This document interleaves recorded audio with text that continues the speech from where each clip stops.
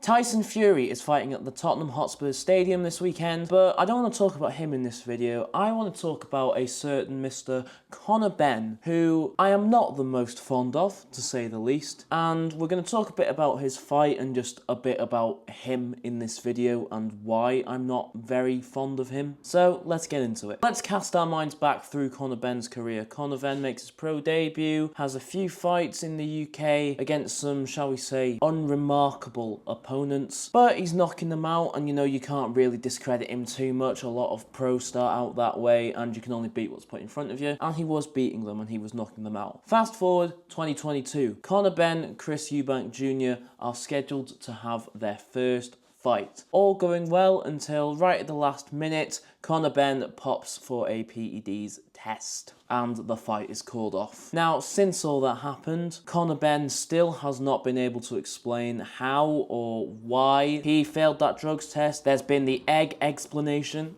See what I did there? Roll the egg slap clip. Oh, tempers flaring there. I got that one wrong, didn't I?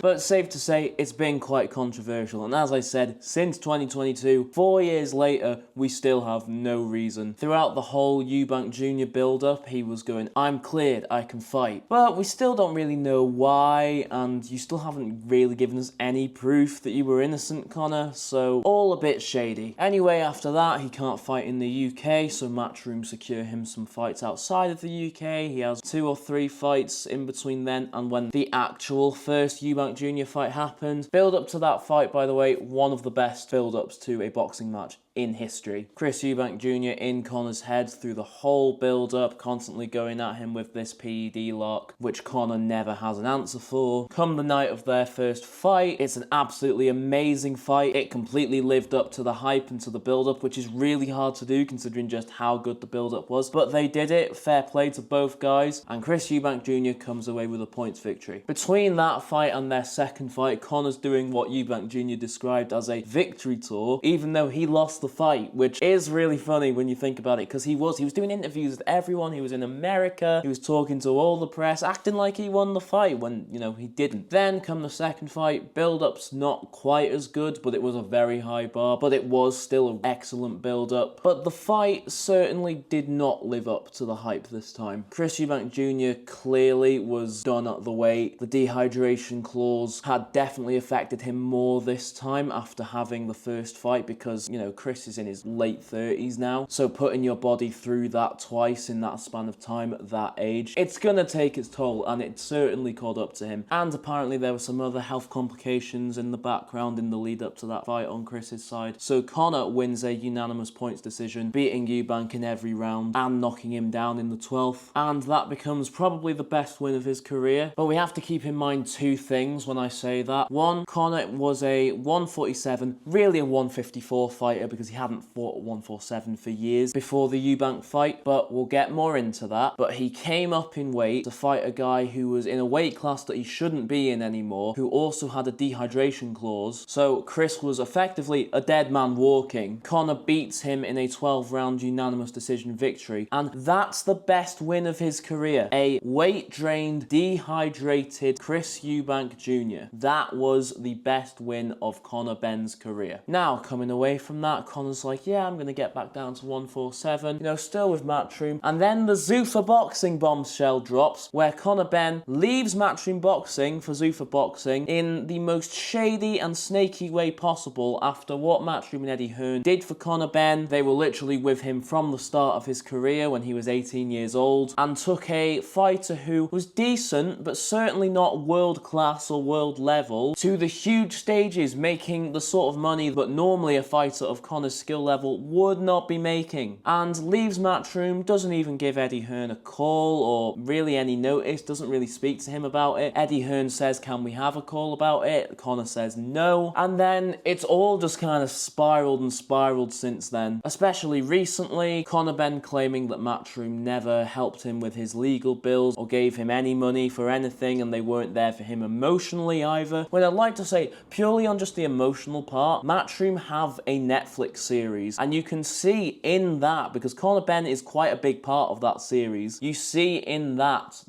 Eddie, Barry, and Frank Smith were all there for Conor Benn emotionally. And then financially, got some of the stuff I've heard Eddie Hearn saying recently, it's shocking. Eddie Hearn lended over £500,000 to Conor Benn. And he said Conor Benn did get it back, but he didn't have to do that. And these were the things that Conor Benn didn't need. It was for a bigger house, because the house he was in, he wasn't happy with the size of it, because, if you're gonna have a bigger mansion, you're gonna get a bigger mansion, right? And a Rolls Royce, again, just because he wanted a Rolls Royce. But then Conor Benn does come out and say, no, I didn't mean that, I just meant he didn't help pay for my legal fees. And then it comes out that Eddie Hearn did help pay for Conor Benn's legal fees and never even asked for the money back. So that's money that Eddie Hearn just lost. So Conor Benn is a snake. He's one of the snakiest snakes that I've ever seen in the boxing industry. But I will also say, to play devil's advocate, Eddie Hearn should have known this. There were so many signs leading up throughout Conor Benn's career that Eddie Hearn should not have put as much trust and good faith and shown as much kindness to Conor Benn as he did, because look at where it's gotten him. Conor Benn, arguably after Anthony Joshua, was, from a money-making point of view, Matchroom Boxing's biggest asset, and Conor left like he's nothing and said that he doesn't owe Matchroom anything. Boxing is a selfish sport, I'm not going to deny that, but saying Matchroom doesn't owe you anything after what they did for you, they took you from effectively just being Nigel Benn's son to being a big star in your own right. He's a snake, man. He's a snake. So now let's get into Conor Benn's fight this weekend on the Tyson Fury undercard against Regis Prograis. Now, remember what I was saying about the weight before? Conor Benn was originally a 147 fighter, welterweight. He then moved up to 154 around the PD issue time in the lead up to the first scheduled Chris Eubank Jr. fight, and fights at 154 for a good few years. Even though despite in the Chris Eubank Jr. run-up, he's saying, oh, I'm a welterweight moving up 2 weight classes. Like, no, you're moving up 1 weight class. You hadn't fought a welterweight for,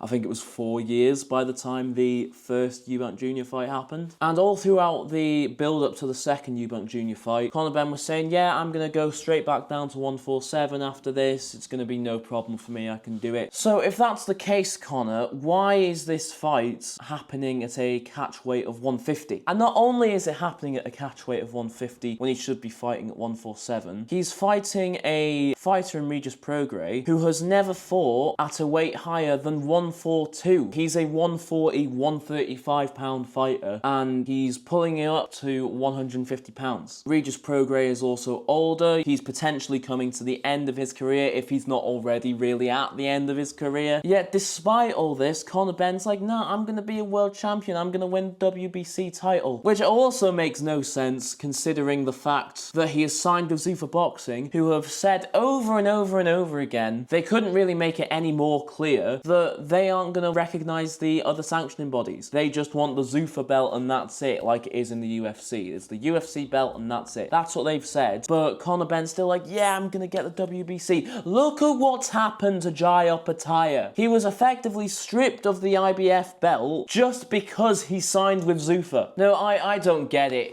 And this whole 15 million deal with Zuffa that he signed, I cannot be the only person who then, when it was announced that he's fighting Regis Prograis at 150 pounds, I cannot be the only one who was really disappointed that that is the fight we're getting for this reported 15 million deal. 1 fight deal as well, apparently, but I mean, there's skepticism about that as well. Is it a 1 fight deal? We'll see, right? That's what Conor has said, but I have my doubts about that, but we'll see, right? And then it's also been reported recently that apparently Regis Prograis is injured, quite badly injured as well, coming into this fight. We'll see what happens in the press conference tonight. I might do a video on that if it's interesting or entertaining. If not, I'll just make a comment on it in my Tyson Fury video that I'm going to be filming after this. But if that's true and Regis is also injured, if Conor Benn doesn't absolutely spark this guy, then it's going to be so embarrassing. This fight is embarrassing anyway, in my opinion. I agree with Dave Allen. Conor Benn is the best matched fighter in history, and this is just another example of that, just under a different promotion. So yeah, those are my thoughts on Conor Benn. I might have missed something going through that. If I have, please let me know in the comments, and we'll see what continues to happen in this Conor Benn Eddie Eddie Hearn Zuffa Matchroom saga, because it is entertaining. Honestly, I've found that more interesting and more intriguing than the Conor Benn fight itself, to be honest, which, you know, says a lot about Conor Benn as a fighter and about Conor Benn's career. But yeah, we'll see. I'm predicting Conor Benn to win that by stoppage. If he doesn't, it'll be embarrassing. Let me know your thoughts on this in the comments, guys. Subscribe to the channel, like the video, ring the bell, and I'll see you guys in the next one. Bye, guys.